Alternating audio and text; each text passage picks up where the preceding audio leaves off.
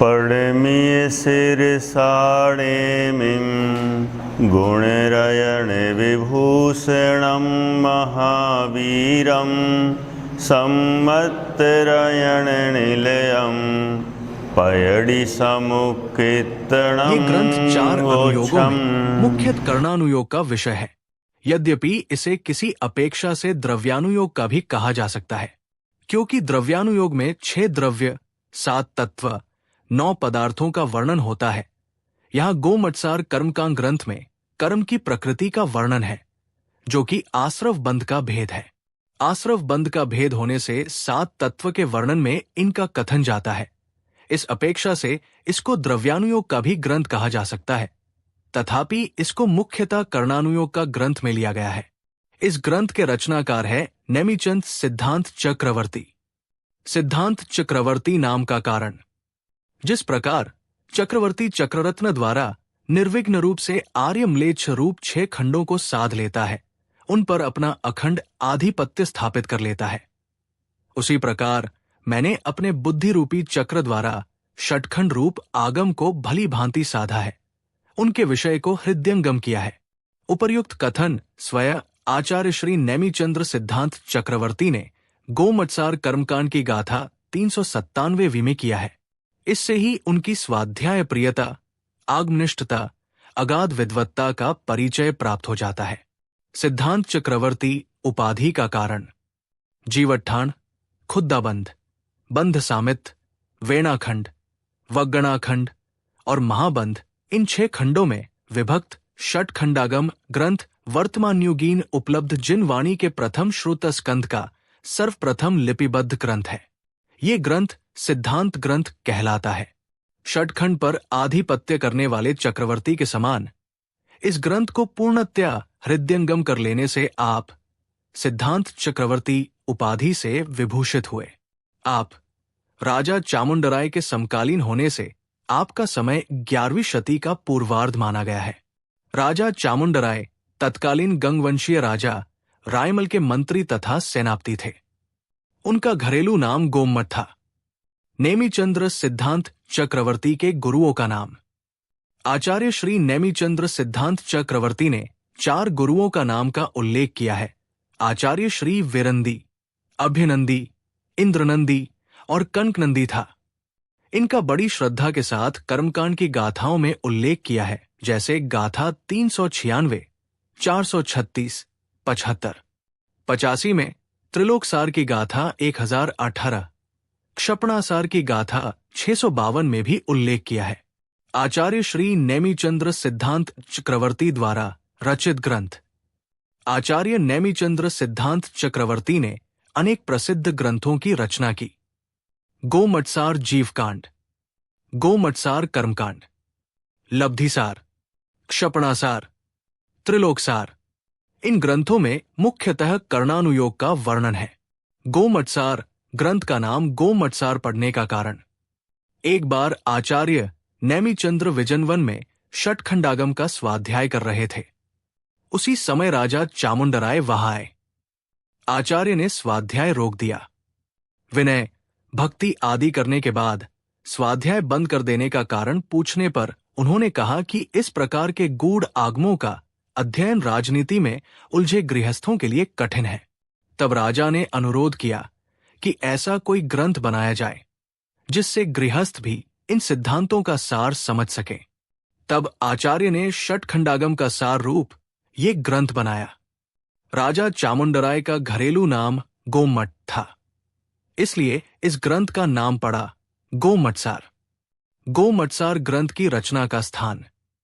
गोमटसार ग्रंथ की रचना श्रवण बेलगोला के विंध्यगिरि पर चामुंडराय द्वारा निर्मापित गोमटेश्वर बाहुबली की उत्तुंग प्रतिमा के सामने चंद्रगिरि पर उसके ही द्वारा निर्मापित श्री नेमिनाथ जिनालय में एक हस्त प्रमाण इंद्रनील मणिमय श्री नेमिनाथ भगवान की प्रतिमा के सम्मुख बैठकर आचार्य श्री नेमिचंद्र सिद्धांत चक्रवर्ती ने इस गोमटसार ग्रंथ की रचना की थी। प्रस्तुत ग्रंथ 2 भागों में विभक्त है, जीवकांड और कर्मकांड। कांड शब्द का अर्थ। इसके मुख्य अधिकारों के नाम कांड रखने के कुछ प्रमुख कारण। 1. कांड का अर्थ है समूह। यहाँ जीवकांड में जीव के समूह का वर्णन होने से इसका नाम जीवकांड हो गया। कर्मकांड में कर्मों के समूह का वर्णन होने से कर्मकांड हो गया। 2. कांड का अर्थ विकृति, उद्दंडता, ऊधमबाजी, स्वच्छंदता आदि भी है। प्रथम मुख्य अधिकार में जीव की विकृतियों आदि का तथा द्वितीय मुख्य अधिकार में जीव की उन विकृतियों आदि का निमित्त पाकर होने वाली कर्मों की बंध आदि विकृतियों का वर्णन होने से इनके नाम क्रमशः जीवकांड और कर्मकांड है। 3. कांड का अर्थ जोड़ने वाला भी है। ये दोनों अधिकार जीव को अपने स्वभाव से जोड़ने में निमित्तभूत है। इनके अध्ययन से जीव अपनी विकृतियों और उनके फल का ज्ञान कर उनसे विरक्त हो अपने ज्ञानानंद स्वभावी अपने भगवान आत्मा को अपंत्व रूप से जानकर मानकर उसमें ही सतत संतुष्ट रहने का पुरुषार्थ करता है। अतः इनका नाम कांड परक है। 4. कांड का अर्थ बीज भी है। इन दोनों अधिकारों का अध्ययन सम्यक रत्नत्रय की प्रगटता के लिए बीजभूत होने से इनका नाम कांड परक है। गोमटसार जीवकांड। षट खंडागम के जीवट्ठान, खुद्दाबंध, बंध सामित, वेणाखंड और वगणाखंड नामक 5 खंडों के संक्षिप्त सारूप इसमें गुणस्थान, जीव समास, पर्याप्ति, प्राण, संज्ञा, 14 मार्गणा और उपयोग इन 20 प्ररूपणाओं के माध्यम से बंधक जीव द्वारा किए गए कांडों का वर्णन किया गया है। गोमटसार कर्मकांड। षट खंडागम के 6वें खंड महाबंध तथा अवांतर अधिकारूप पैडिस मुक्कित्तण और जीवट्ठान चूलिया के संक्षिप्त सारूप इसमें बंधक जीव की विविध विकृतियों का निमित्त पाकर होने वाली कर्म की बंध, उत्कर्षण, संक्रमण, अपकर्षण, उदीर्णा, सत्व, उदय, उपशम, निधत्ति और निकाचित रूप 10 दशाओं का वर्णन किया गया है। लब्धिसार। गुणधराचार्यकृत कषाय पाहुड़ के 11वें 12वें अधिकार के सारूप इसमें सम्यक दर्शन की कारणभूत क्षयोपशम, विशुद्धि, देशना, प्रायोग्य और करण नामक 5 लब्धियों का विस्तृत विवेचन किया गया है। क्षपणासार। गुणधराचार्यकृत कषाय पाहुड़ के 13वें, 14वें और 15वें अधिकार के सारूप इसमें गुणस्थान क्रमानुसार कर्मों के क्षय की प्रक्रिया का विस्तृत विवेचन है। त्रिलोकसार। यतिवृष भाचार्यकृत तिलोय पर्णत्ति के सारूप इस ग्रंथ में अधोलोक, मध्यलोक और ऊर्ध्वलोक संबंधी विस्तृत जानकारी निहित है। कर्मकांड की विषय वस्तु। इस कर्मकांड में जीव के परिणामों का निमित्त पाकर होने वाली द्रव्य आश्रव, द्रव्य बंध, द्रव्य पुण्य, द्रव्य पाप, द्रव्य संवर, द्रव्य निर्जरा, द्रव्य मोक्ष आदि कर्म की अवस्थाओं का वर्णन है। इसमें 9 अधिकार हैं, जिनका संक्षिप्त सार इस प्रकार है। 1. प्रकृति समुत्कीर्तन अधिकार में मंगलाचरण पूर्वक 86 गाथाओं द्वारा कर्मों की मूल और उत्तर प्रकृतियों के संख्या, नाम, प्रकृति विशेष के कार्य, संहन्नानुसार उत्पत्ति स्थान, घाती अघाती, पुण्य पाप, विपाक आदि की अपेक्षा कर्म के भेद, 4 निक्षेपों द्वारा कर्म का कथन तथा प्रत्येक के 9 कर्मों का कथन किया गया है। 2. बंधोदय सत्व अधिकार में 87 से 357 पर्यंत 271 गाथाओं द्वारा बंध के भेद, गुणस्थान मार्गणा स्थान की अपेक्षा बंध त्रिभंगी, उद्य त्रिभंगी, उदीर्णा त्रिभंगी, सत्व त्रिभंगी आदि का वर्णन है। 3. सत्वस्थान भंग अधिकार में 358 से 397 पर्यंत 40 गाथाओं द्वारा सत्व की अपेक्षा कर्म प्रकृतियों के सत्वस्थान और भेदों के भंगों का तथा गुणस्थान के अनुसार सत्वस्थान की विविधता का वर्णन किया गया है। 4.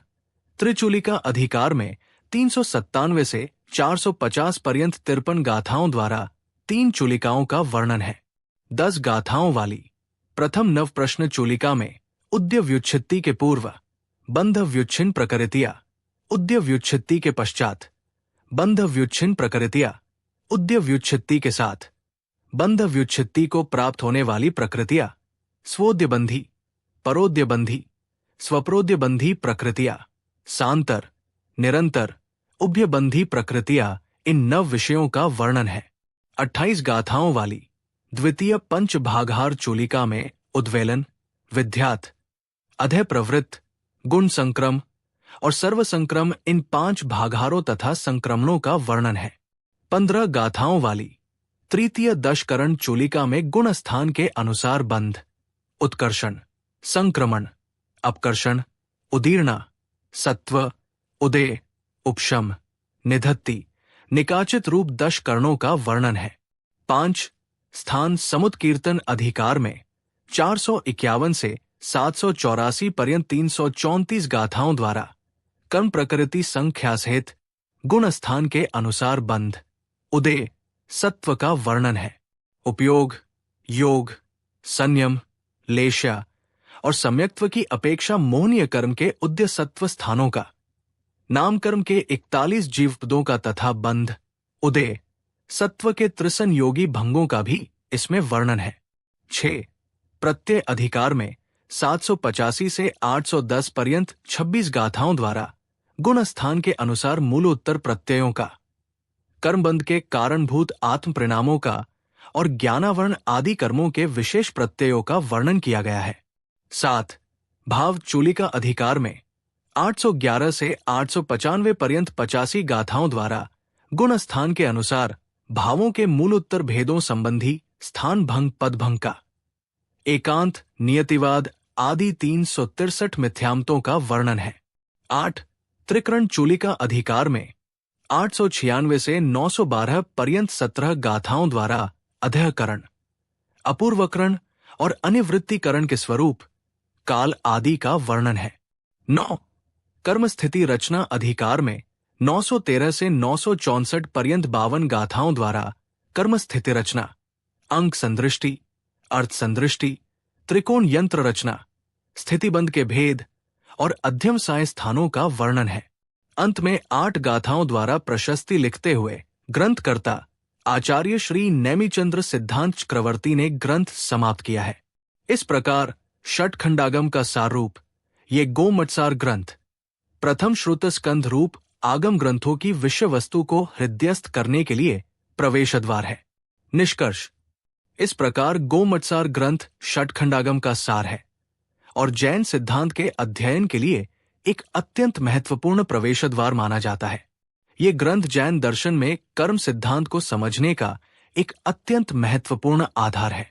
गोमटसार कर्मकांड से ग्रंथ रचना, रचनाकार और विषय वस्तु की व्याख्या पूरी हुई। जिनवाणी माता की जय।